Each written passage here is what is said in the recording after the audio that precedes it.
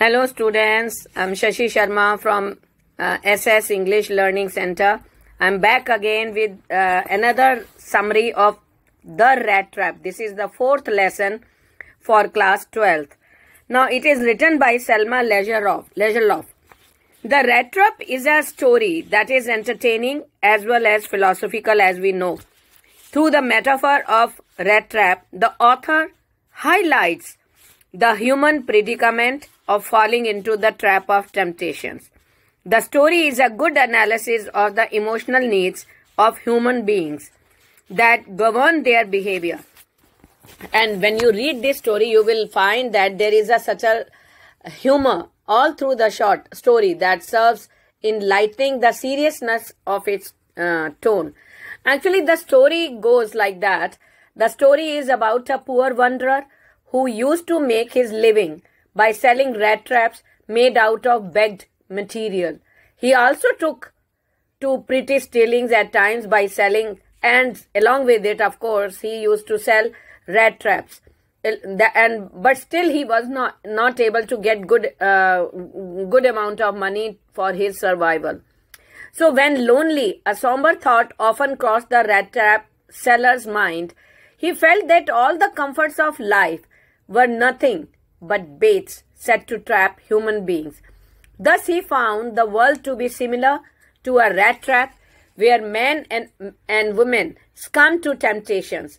So what happens? One day, as he moved door to door selling his rat traps, he reached a small grey cottage and sought shelter from the owner, who lived alone. Now, this man had been a crofter at Ramshaw Ironwork. He was extremely kind to the peddler.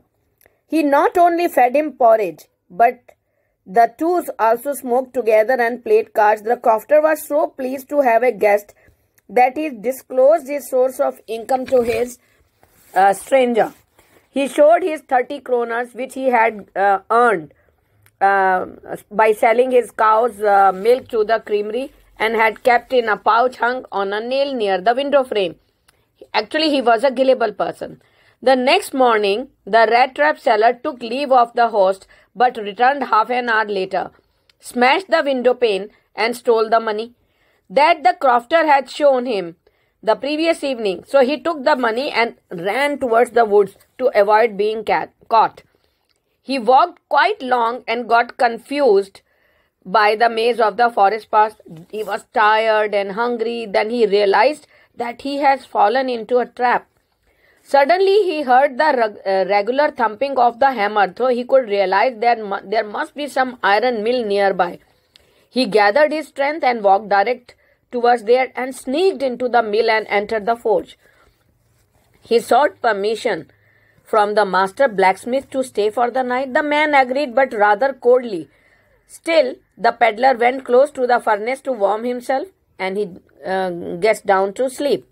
The owner of the mill was a prominent iron master whose ambition was to ship out good iron. So he naturally at night he used to come to keep an eye on these people, whether they are working or they are not working. So when he came, he saw this man and he mistaken him for his old regimental comrade Captain Niels Olof. So overwhelmed to meet his old acquaintance and saddened by his pitiable condition, the mill owner insisted the rat trap seller to accompany him to his manor house. The peddler did not reveal his true identity but refused to go along with him. After failing to convince the peddler to be his Christmas guest, the iron master left the mill. But within half an hour, his daughter Edla Williamson, she arrived and invited the peddler once again. She assured him that he could leave anything after Christmas. The peddler changed his mind and accompanied the young girl to their manor house. On the way, he felt that he had again fallen into the trap from which he would never be released. On reaching the manor, he took the bath, he shaved his, and then he was presented by a coat pant. So he wore that. and on the he had never, the peddler insisted that he had never claimed to be the comrade and that he was thought to be. On the contrary, it was the iron master who had refused to listen to him. At this point, Edla intervened and said that in spite of the misunderstanding, she wanted the man to stay with them for Christmas. So her father gave in to her wish, and his unknown guest was given a hospitable stay. He was invited to the feast and other celebrations over the evening. He slept like a log in between the festivities. The Christmas Eve passed peacefully, and Edla and her father left for the church in the morning, leaving behind their sleeping guest. On reaching the church, they heard about the theft at the crofters and realized that the thief's description fitted their guest. Worried and upset, they returned home thinking that their precious silverware too might have been stolen.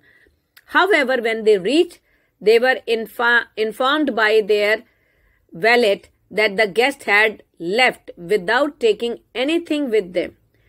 So at that time, the girl found that there was a packet gift to find a rat trap.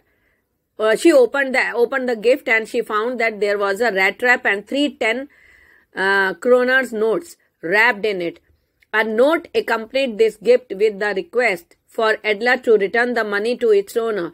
The peddler had expressed gratitude to the girl for treating him like a true captain. The humane treatment by the gentlewoman had aroused the conscience of his tramp, and he had made an effort to rise from his befallen state by returning the stolen money.